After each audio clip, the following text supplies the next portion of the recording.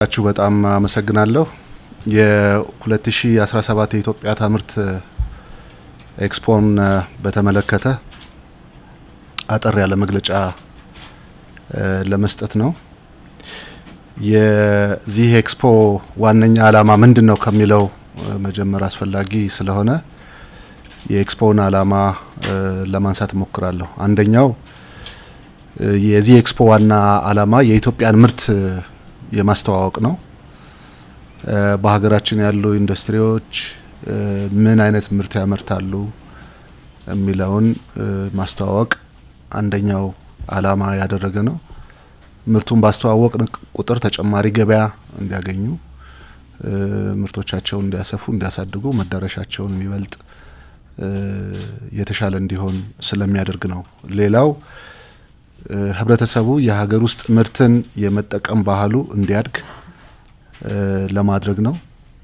እንደምታውቁት በሀገር ውስጥ የሚመረቱ ምርቶች በቂ ትኩረት ባለማግኘታቸው ምክንያት ተመሳሳይ ምርት ሆነው አንዳንዶቹ በጥራትም የተሻሉ ሆነውም ጭምር ከውጭ የሚመጡ ምርቶችን የመሻት ዝንባሌዎች አሉ።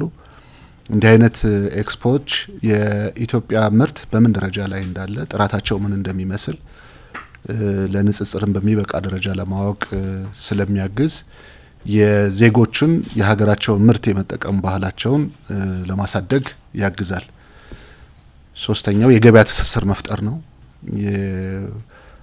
ቢዝነስ ቱ ቢዝነስ ይኖራል፣ ቢዝነስ ዊዝ ኮንሱመርስ ይኖራል ወይ ከሸማቹም ጋር እንደገና ደግሞ የጎንዮሽና በተዋረድ ከኢንዱስትሪዎች ጋር እርስ በርሳቸው የሚፈጠር የገበያ ትስስር ይኖራል። አራተኛው የምርት ጥራትንም ለማሻሻል ኤክስፖ በጣም ትልቅ አስተዋጽኦ ያበረክታል። አንዱ ዓላማ ያደረግነው ይሄንን ነው። ከዚህ በፊት ኤክስፖ ላይ የተሳተፉ ኢንዱስትሪያሊስቶች የምርት ጥራታቸውን ደንበኞቻቸው በሚሰጧቸው አስተያየት አማካኝነት በከፍተኛ ሁኔታ አሳድገዋል። ስለዚህ ይሄ ኤክስፖ የምርት ጥራትን በማሳደግ በኩል ከፍተኛ አስተዋጽኦ ይኖረዋል ብለን እናስባለን። አንዳንዶቹ ዲጂታል ከነበረ የምርት አይነት ወደ ማኑዋል ከነበረ ወደ ዲጂታል እንዲያድግም የማድረግ ስራ መስራት ያስቻለ ስለሆነ የምርት ጥራትን ከማሻሻል አኳያ ኤክስፖ እንደ አንድ ዓላማ ተደርጎ የተወሰደ ነው። አምስተኛ ፈጠራን ማበረታታት ነው። ከዚህ በፊት የፈጠራ ስራ ያላቸውን ወጣቶች በኤክስፖ ምርታቸውን እንዲያሳድጉ፣ እንዲያሳዩ እድል ሰጥተናቸው ነበር። ያን የፈጠራ ስራ ወደ ሙሉ ምርት አስገብተው ገበያው ላይ የተሻለ ጥቅም እንዳገኙ አይተናል። በዚህ አመት ደግሞ ከባለፈው አመት በጣም ከፍ ባለ ደረጃ የፈጠራ ስራቸውን ይዘው የመጡ ወጣቶች አሉ። ባለፈው አመት ወደ 5 የሚደርሱ ነው የነበሩት። በዚህ አመት ወደ 17 ከፍ ብለዋል። ይሄ በሚቀጥሉት አመታት የበለጠ እየጨመረ እንዲሄድ ያደርጋል። ፈጠራውን ብቻ ሳይሆን ወደ ምርትም የመግባት እድል ስላለው ይሄ ኤክስፖ አንድ ዓላማ ያደረገው እንዲህ አይነት የተደበቁ የፈጠራ ስራዎችን ለእይታ እንዲበቁ እና ገበያ እንዲያገኙ የማድረግ ነው። ስድስተኛው ለቴክኖሎጂ ሽግግር እና ለልምድ ልውውጥ እንዲህ አይነት ኤክስፖዎች በጣም ከፍተኛ ፋይዳ አላቸው።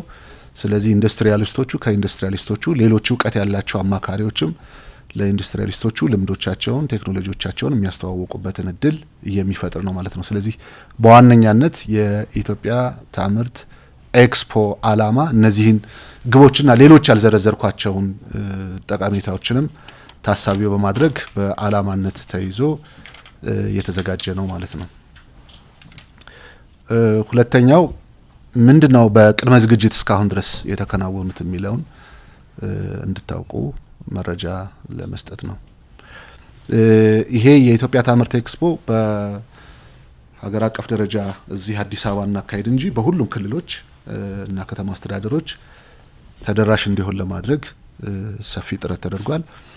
አንደኛው ኤክስፖ ብቻ ሳይሆን ከኤክስፖ ጋር አብረው የሚሄዱ ኢንዱስትሪያሊስቶቹን የሚደግፉ የንቅናቄ መድረኮች ሲካሄዱ ቆይተዋል። እነኛ መድረኮች ሁሉንም ባለድርሻ አካላት የሚያሳትፉ እና በዘርፉ ያሉትን ችግሮች በውይይት በምክክርና አሰራርን በማሻሻል እንዲፈቱ የማድረግ ነው። በዚህ ረገድ ከ168 በላይ መድረኮች በየወረዳ ከወረዳ ጀምሮ እስከ ክልል ድረስ ተካሂደዋል። ወደ 36000 የሚደርሱ ተሳታፊዎች የነበሩበት ነው። ይሄ በመጪዎቹ ወራት እንደሚጨምር ታሳቢ ይደረጋል። 94 የሚደርሱ የባዛር እና የንግድ ትርኢቶች ተካሂደዋል። በዚህ ከ400 ሚሊዮን ብር በላይ የሚሆኑ የምርት ግብይቶች ተከናውነዋል። ከ31424 በላይ የሚሆኑ ጎብኚዎች ተሳትፈውበታል ማለት ነው። ይሄ ሰሞኑን የምናካሄደውን ኤክስፖ ሳይጨምር በየክልሎቹ የሚመረቱ ምርቶችን ነዋሪዎቹ እንዲያውቋቸው ገበያ እንዲፈጥሩላቸው ለማድረግና የሚያጋጥሟቸውንም ችግሮች በውይይት ለመፍታት በቅድመ ዝግጅት የተሰሩ ስራዎች ናቸው። ሶስተኛው የኢትዮጵያ ታምርት የ10 ኪሎ ሜትር የጎዳና ላይ ሩጫ ነው። ያው አብዛኞቻችሁ እንደዘገባችሁት ከ14000 በላይ ተሳታፊዎች የነበሩበት የኢትዮጵያን ምርት ለብሶ ለዜጎችም ለመላው ዓለምም በተለያዩ ቻናሎች የማስተዋወቅ ስራ የተሰራባቸው በሰራተኞች መካከል በኢንዱስትሪያሊስቶቹ መካከል መቀራረብ እንዲፈጠር ያደረገ ባለድርሻ አካላትና ኢንዱስትሪያሊስቶቹም ለየት ባለ ፎርማት መገናኘት የቻሉበት የዚህ የኢትዮጵያ ታምርት ኤክስፖ ቅድመ ዝግጅት ተደርጎ የተወሰደ ነው። ሌሎች የምልመላ ስራዎች የመረጣ የትኛው ኢንዱስትሪ መግባት አለበት የሚሉት ቴክኒካል በጣም በርካታ ነገሮች አሉ። ግን ዋና ዋናዎቹ ከቅድመ ዝግጅት አኳያ እነዚህን ማንሳት ያስፈልጋል። በዚህኛው ኤክስፖ ምንድነው የተዘጋጀ የሚለውም በጣም ኢምፖርታንት ጉዳይ ይመስለኛል። አንደኛው ቅድም ለማንሳት እንደሞከርኩት የምርት ማሳያዎች ናቸው። በ7 ክላስተሮች የተከፋፈሉ የኤዚክን መሰረት ባደረገ መንገድ የተዘጋጁ ናቸው። ምርቶቹ በአይነት በመጠን እና በጥራት ከባለፉት ኤክስፖዎች በጣም ከፍ ያሉ ናቸው።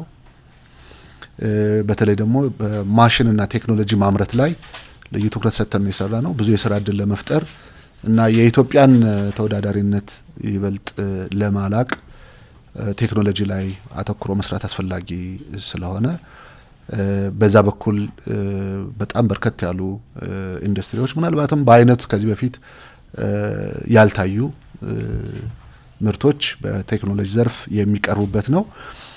የፓናል ውይይት ይካሄዳል። የፓናል ውይይቶቹም በኋላ ገባብዬ በምን ርዕሰ ጉዳዮች ነው ፓናል ውይይት የሚካሄደው የሚለውን አነሳለሁ። አይዲያ ያስፈልጋል። አጀንዳ መምረጥ፣ ርዕስ መምረጥ እና በተመረጡ ጉዳዮች ላይ መምከር እና የኢንዱስትሪያሊስቶቹን ማነቆ መፍታት አስፈላጊ ነው የሚሆነው። ለዚህም ከኤክስፖዎቹ ጎን ለጎን የተለያዩ ፓናሎች ይካሄዳሉ። እነኚህ ፓናሎች ምን ይዘት አላቸው የሚለውን በኋላ የምገልጸው ነው። ግን አንዱ ዝግጅት ተደርጎ የተወሰደው ፓናል ነው። ሶስተኛው የፈጠራ ስራና ስታርታፖችን የምናበረታታበት አንድ ፕላትፎርም ነው። ቅድም እንዳነሳሁት ስታርታፖች ይኖሩናል፣ የፈጠራ ስራዎች ይኖራሉ። እነሱንም የምናበረታታበት ፕላትፎርም አዘጋጅተናል። አራተኛ ሶሉሽን ቶክ ነው። ብዙ ጊዜ እኛ ሀገር ላይ የተለመደ አይደለም፣ ግን በዓለም አቀፍ ደረጃ የሚካሄዱ ኤክስፖዎች እንዲህ አይነት ሶሉሽን ቶክ ሳይድ ባይ ሳይድ ይኖራሉ። ስለዚህ ሀሳብ ያላቸው ሰዎች፣ ጥያቄ ያላቸው ሰዎች፣ መፍትሄ ያላቸው ሰዎች የሚመካከሩበትና ሀሳብ የሚያገኙበት ያደገ ተሞክሮ የሚወስዱበት ቴክኖሎጂ የሚለዋወጡበትን እድል የሚፈጥር ነው። አምስተኛው የአካባቢ ጥበቃ ተሞክሮ ያላቸው ኢንዱስትሪዎችን ማበረታታት ነው። እነሱም ተሞክሯቸውን ይዘው እንዲመጡ የሚደረግበት ነው። ሰርቲፋይድ ሆነው በዓለም አቀፍ ደረጃ ያለምንም ክልከላ በየትኛውም ዓለም ላይ ምርቶቻቸውን አስገብተው ለመሸጥ የሚያስችል አንዱ መወዳደሪያ ኢንቫይሮንመንታል ፍሬንድሊ የሆነ ምርት እየተመረተ ነው ወይ የሚለውን ስለሆነ በዚያ በኩል የተሻለ ተሞክሮ ያላቸው ኢንዱስትሪዎች ተገኝተው ተሞክሯቸውን የሚያስተላልፉበትና ሌሎች ኢንዱስትሪዎችን በመጪዎቹ ዓመታት ከዚህ ጋር ተያይዞ ስራ መስራት የሚችሉበት ሁኔታ እንዲፈጠር ለማድረግ የሚያስችል መድረክ ነው። ስድስተኛው የምርት ልማት ውድድሮች ይኖራሉ። ዲዛይን የተደረጉ ምርቶችን በጥራት አምርቶ የማቅረብ ስራን በተመለከተ ከዚህ በፊት ያልነበረ ነው። ይሄም የምርት ልማት ውድድር የትኞቹ ምርቶች ናቸው ለውድድር የሚቀርቡት፣ እንዴት አልሚዎቹ ያለማሉ፣ እንዴት ያቀርባሉ የሚለው ነገ ከነገ ወዲያ ኢንዱስትሪያሊስቶቹ አዳዲስ ምርቶችን አምርተው ወደ ገበያ እንዲገቡ ለማድረግ የሚያስችል አንድ ዝግጅት አለ ማለት ነው። ሰባተኛውና የመጨረሻው እውቅና ነው። በማኑፋክቸሪንግ ኢንዱስትሪ ገቢ ምርትን በመተካትም ይሆናል ኤክስፖርት በማድረግ በልዩ ልዩ ዘርፎች ልናበረታታቸው የሚገቡ እውቅና ልንሰጣቸው የሚገቡ የዘርፉ ተዋናዮችንም በዚሁ አጋጣሚ እውቅና የምንሰጥበት መድረክ ይኖራል ነው። ቅድም ለማንሳት የሞከርኩት የዚህ የፓናል ውይይቶችን በተመለከተ በአራት የተመረጡ ዋና ዋና ርዕሰ ጉዳዮች ላይ የፓናል ውይይት ይካሄዳል። እንግዲህ ከዚህ ቀደም ባካሄድናቸው የፓናል ውይይቶች ተመዘው የወጡ አጀንዳዎች የፖሊሲ አጀንዳ እንዲሆኑ አሰራር እንዲቀረጽላቸው መፍትሄ እንዲፈለግላቸው ከፍተኛ እገዛ አድርጓል። ይህንን መሰረት በማድረግ በዚህ የኢትዮጵያ ታምርት የ2017 ኤክስፖ ላይም በአራት መሰረታዊ ርዕሰ ጉዳዮች ላይ የፓናል ውይይቶች ይካሄዳሉ። ፓናሊስቶቹ በጉዳዩ ላይ ጥልቀት ያለው እውቀት ያላቸው የሚነሱ ሀሳቦችንም ወስደው ማሻሻያ ሊደረግባቸው የሚገባቸውንም ማሻሻያ እንዲደረግባቸው ለማድረግ የሚያግዙ ናቸው። አንደኛውና ቀዳሚው በማክሮ ኢኮኖሚ ሪፎርሙ ላይ በተለይ ለማኑፋክቸሪንግ ኢንዱስትሪ ምንድነው የነበረው አስተዋጽኦ የሚለውን ምክክር የሚደረግበትና ኢንዱስትሪያሊስቶቹ በዛው ልክ የተፈጠረውን እድል እየተጠቀሙ ነው ወይ፣ ከማክሮ ኢኮኖሚ ሪፎርሙ ጋር ተያይዞ ተጨማሪ መሰራት ያለባቸው ስራዎችስ ምንድናቸው የሚለውን የምናይበት ትልቅ መድረክ ነው። የመጀመሪያው ቀን መድረክ በዚህ ላይ የሚመክር ነው የሚሆነው። ስለዚህ በአንድ በኩል የምርት ማሳያዎች ይኖራል፣ በሌላ በኩል ደግሞ እንዲህ አይነት ትልልቅ አጀንዳዎችን ለይተን ምክክር የምናደርግበት ነው። ሁለተኛ የማኑፋክቸሪንግ ኢንዱስትሪ አንዱ ከሚፈለግበት ጉዳይ መካከል በዓለም ላይ ተወዳዳሪ የሆኑ ምርቶችን አምርተን ኤክስፖርት ለማድረግ ነው። እሴት የተጨመረባቸው ምርቶች ወደ ገበያ ለማስገባት ነው። ምን አይነት የገበያ መዳረሻ አለን? ምን አይነት የምርት እድሎች አሉን አምርተን ልናቀርባቸው የምንችላቸው? ለዚህ የሚያስፈልጉ ድጋፎች ምንድናቸው የሚለው ላይ እንደዚሁ ምክክር የሚደረግበት ነው። ሶስተኛው የየትኛውም ሀገር የኢንዱስትሪ መሰረት አነስተኛና መካከለኛ ኢንዱስትሪዎች ናቸው። እነዚህ አነስተኛና መካከለኛ ኢንዱስትሪዎች መሸጋገር አለባቸው፣ ማደግ አለባቸው፣ የኤክስቴንሽን አገልግሎት ማግኘት አለባቸው፣ የፋይናንስ የመሳሰሉት አገልግሎቶችን ማግኘት አለባቸው። ከዚህ አኳያ ምንድን ነው የሚጠበቀው፣ ያለንበት ሁኔታ ምንድን ነው የሚመስለው በሚለው ላይ እሱም አንድ የፓናል አጀንዳ ተደርጎ የሚመከርበት ነው የሚሆነው ማለት ነው። አራተኛውና የመጨረሻው የኢትዮጵያ ታምርት ንቅናቄን ከጀመርንበት ጊዜ ጀምሮ አገልግሎቶቹ በተቀናጀ መንገድ ለባለ ሀብቶቹ እንዲደርሱ ለማድረግ ጥረት እየተደረገ ነው። ስለዚህ ከሎጂስቲክ ጋር ተያይዞ ከፋይናንስ ጋር ተያይዞና ሌሎቹ በዚህ ውስጥ የሚታዩ ስራዎች በምን ሁኔታ ላይ ናቸው ያሉት፣ ምን ድጋፍ ያስፈልጋል የሚለው ላይ ምክክር የሚደረግበት ይሆናል ማለት ነው። ስለዚህ በእነዚህ የፓናል ዲስከሽኖች ላይ በአንድ ጊዜ ተመካክረን የምንጨርሳቸው ሳይሆን ቀጣይ ስራ አድርገን የምንወስድባቸውን ጉዳዮች እናገኛለን ተብሎ ይታሰባል። ሌላው ምን ያህል ተሳታፊ ነው የሚኖረው የሚለውን ማወቁ ጥሩ ስለሆነ እሱን ነው ማነሳው። አጠቃላይ ወደ 288 የሚደርሱ ተሳታፊዎች ወይም ደግሞ ኤግዚቢተሮች ይኖራሉ። ከነዚህ ውስጥ 161ዱ ከፍተኛ ኢንዱስትሪዎች ናቸው። 100 የሚሆኑት አነስተኛና መካከለኛ ኢንዱስትሪዎች ናቸው። 17 የስታርታፕ እና የፈጠራ ስራቸውን የሚያቀርቡ ናቸው። 4 ከአካባቢ ጥበቃ ጋር የተሻለ ተሞክሮ ያላቸው ኢንዱስትሪዎች የሚቀርቡበት ነው። 6ቱ የመንግስት ተቋማት ለማኑፋክቸሪንግ ኢንዱስትሪ ድጋፍ የሚያደርጉ የመንግስት ተቋማት አገልግሎታቸውን በቅርብ ለደንበኞቻቸው የሚያስተዋውቁበት ነው የሚሆነው ማለት ነው። በዚህ ኤክስፖ ይሄ ቁጥር ከሁሉም አካባቢዎች የመጡ ኢንዱስትሪያሊስቶች የተሳተፉበት ነው ማለት ነው። ከሁሉም ክልሎች የመጡ የተሻለ ፐርፎርማንስ ያላቸው የመጡበት ነው።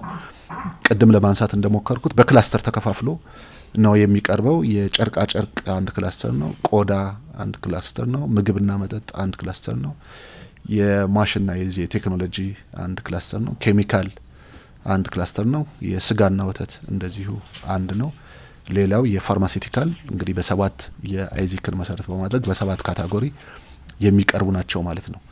ይሄ ቀደም ሳነሳ እንደነበረው በመጠንም ከባለፈው አመት ከፍ ያለ ነው። በአይነትም በጥራትም በጣም የተሻለ ምርት የሚቀርብበት ኤክስፖ ነው። መቼ ነው የሚካሄደው የሚለውም አንሳታችሁ ስለማይቀር ከሚያዚያ 25 እስከ ሚያዚያ 29 ድረስ የሚቆይ የ5 ቀናት ቆይታ ያለው ኤክስፖ ነው።